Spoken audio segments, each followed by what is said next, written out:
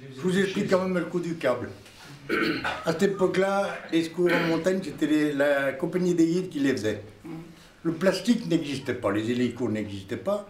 C'était tout sur notre dos, dans des sacs à patates. Alors, bon, on avait quand même des bons sacs. Il fallait mettre les clients là-dedans. Et si on pouvait, c'était de les remettre au câble pour les envoyer en bas, autrement, les descendre sur le dos par l'aiguille. Bonjour. Il y en a qui m'expliquent comment ils feraient. Encorder 4-5 qui te retiennent, puis ils te lâchent au bout d'un moment, tu pars tout à la roulette avec le macabé, voilà. Alors, si on pouvait les descendre par la benne, c'était extraordinaire. Après, il fallait les redescendre jusqu'au nid d'aigle. Après, il fallait jouer fin pour les mettre au TMB, parce qu'on n'avait pas le droit de les mettre dedans. On a eu mis des macabées dans les ressorts du train. Ça nous évitait du transport. Oui, ben, c'est comme ça. Il y en a un qui s'occupait du contrôleur pendant qu'on chargeait. Autrement, on les entendait. Tous les banquettes transversales. Il nous est arrivé une fois, Nel Orseilleten, Natol, ton frangin. On a mis nos clients sous les banquettes.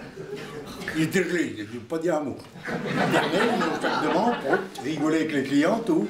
C'était sympa ce TMB, le vieux, là, la vapeur. On est descendu, puis arrive au TMB, il y avait le 4x4 des pompiers, là, des BPO, tout, fourbi. Alors on a dit aux dames, vous pouvez vous retirer. Et on a tiré les dames à gagner. Un peu plus, il fallait ramener les bonnes femmes aussi à la mort. Elles avaient gagné. Voilà comment faisait les secours. Et ce câble nous a rendu du service extraordinaire. Et après il a pété. Et on a remonté un bout, la moitié du sommet qui était pourri. On l'a remonté, on était 16. Eh ben oui, donc ça fait 3 saisons qu'on est au refuge du goûter. Moi je suis en co-gardiennage avec Thomas. Donc, on alterne, on fait 10 jours chacun. 10 jours au refuge et 10 jours dans la vallée, parce qu'il faut qu'il y en ait un pour faire les approvisionnements, les charges, tout ça. Puis ça permet aussi, quand on est en bas, de dormir et de récupérer un peu et d'être d'attaque quand on remonte. Et puis bon, je voudrais juste finir pour une petite anecdote de porteur du temps où je portais au refuge de Tétrousse.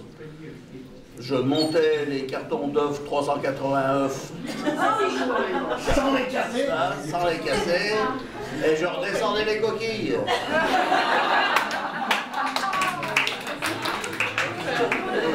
Bien. Parce que Régis les donnait aux poules. Je me souviens un jour où effectivement on a vu arriver sur le glacier, mon mari m'a dit, mais écoute, je crois bien que c'est un cycliste. Oh, il n'avait pourtant pas tellement bu, hein. Et non, et finalement, c'était bel et bien, il y a 36 ans, un mec qui se pointait à Tétrousse avec un vélo. Donc il y a peut-être eu depuis, mais c'est peut-être le premier, hein. Ah bon? Je ne sais pas. Il a crevé? Non, il est, malgré tout notre désir de le faire aller pas au-delà et de monter sur l'aiguille avec le vélo, je pense qu'il a dû faire quand même pas mal de dégâts parce que Dis donc, il a dû en baver. quand même pas mal de choses.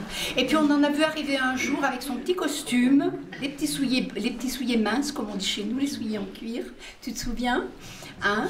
Et ben, il était arrivé à 4 pattes, hein, quand même, et celui-ci, on lui a dissuadé absolument de vouloir aller plus loin, il n'a pas voulu. Donc on avait appelé le PG qui était venu le bâillonner, qui l'a redescendu. Il était monté dans le train dans la région parisienne, il a atterri au Fayet. Du Fayet, il est sorti du train, il en a vu un autre, il est monté dedans. C'était celui qui montait au Nid d'Aigle. Et puis du Nid d'Aigle, ben, une fois qu'il est sorti du train, ben, il a dû se dire, il faut que je continue. Et il a atterri quand même à Tétrousse, avec le costume 3 pièces et les souliers en cuir. On a sorti le premier Macabé, le seul, le 14 juillet 1952, et ça j'y tiens comme à la prunelle de mes yeux, pour la bonne raison, c'est que Claude Ferrer harmonique, vous voulez. On est les deux seuls survivants qui vont participer à la caravane de secours pour aller chercher un immense nègre. Un noir. Ah oui, mais un blanc. Il avait la patte comme ça, l'autre elle manquait, c'était ouvert tout partout. Mais c'était gelé, à mort. 18 mois qu'il était là-haut, bon type, il n'a pas dit un mot. J'ai dû le couper par le milieu pour qu'on puisse le descendre, autrement ça part tout à la roulette, on ne peut pas aller avec un traîneau comme du monde là. Si bien, on n'enveloppait toujours pas dans du plastique, puisque le plastique, on ne l'a pas connu avant les années 53-54. Même au moment de l'hélico, par là. Bon, bref. Et on a descendu ce Macabé. Pendant qu'on cassait la croûte à l'aiguille, il a dégelé. On a retiré les sacs, on y a remis à la benne. Après, bien entendu, nous les gamins, il a fallu le porter entre les deux télés, le redescendre au Nideg, et je vous dis pas, ils sont venus le chercher 15 jours après, là-bas. Même les chouquets, ils avaient abandonné le terrain.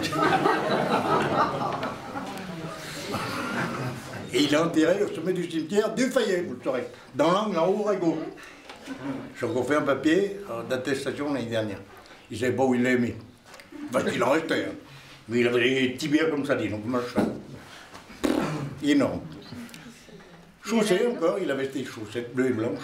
Il avait un nom, Lilian, ou c'est un mort inconnu? Non, mais alors attends, maintenant il paraît qu'ils veulent le récupérer pour qu'on lui fasse une sépulture, je sais pas où, là, dans les Indes ou. Je sais pas s'il est hindouiste ou. Moi, quand j'ai commencé le métier, il y a un petit moment quand même, ceux qui allaient au Mont Blanc, ils avaient déjà fait 10 courses.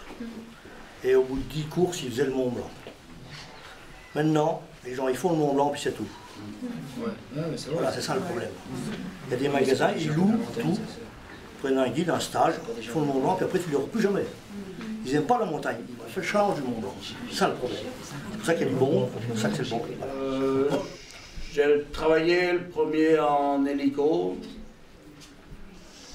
Quelle année? En 83, 84.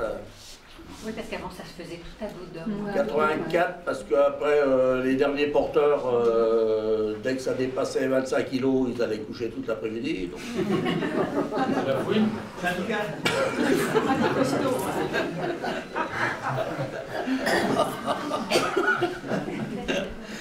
donc, et puis, en plus, bon, les hélicos sont arrivés dans la vallée, donc on a pu travailler avec eux. Et après, bah, c'était un héliportage par semaine, et puis voilà.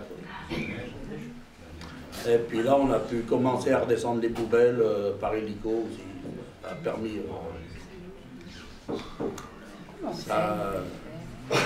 ça a évité un peu des dégâts. La moyenne des nuitées au goûter, c'est entre 6000 et 8000 nuitées en 3 mois. Alors à Durier, je suis pareil qu'à Tétrousse dans les années 50. 80. 70, c'est-à-dire que j'ai pas l'eau courante, il faut que je fasse aussi fondre la neige sur le toit pour avoir de l'eau. L'eau elle est pas non plus toujours propre. Hein. Ouais. Et c'est pareil, il n'y a pas de chauffage non plus, l'électricité c'est pareil, j'ai quelques panneaux solaires, je n'ai plus, je sais pas tout non plus. Ah bah il y avait la vaisselle avec. Voilà, par contre, j'ai un avantage par rapport à vous, c'est que je peux avoir des moments très calmes aussi, parce que bon, la Durier c'est pour l'aiguille de Vinacé, c'est une course assez expérimentée pour atteindre le Mont Blanc. Je poussais une seule fois un bras, Oscar! Il me parlait, moi je parlais couramment le chouquet.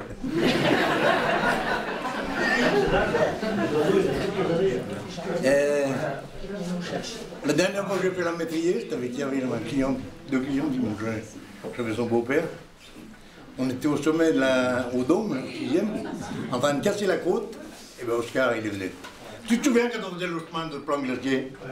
Vous vous foutiez de ma gueule. Et le chouquet, il était en haut de nous, là, pendant qu'on cassait la côte. Il dit, Oscar, il est là. Toi, tu déconnes, quoi. Oscar, viens là. Il venait, toi. Et il venait me présenter sa femelle, elle n'osait pas rentrer, Marguerite. S'il y avait une croûte de fromage, ça je ne devrais pas le dire devant les femmes, mais mon Oscar, il prenait la croûte de fromage, il le portait à Marguerite. C'est beau à voir. Moi, j'en avais l'air, mon Dieu.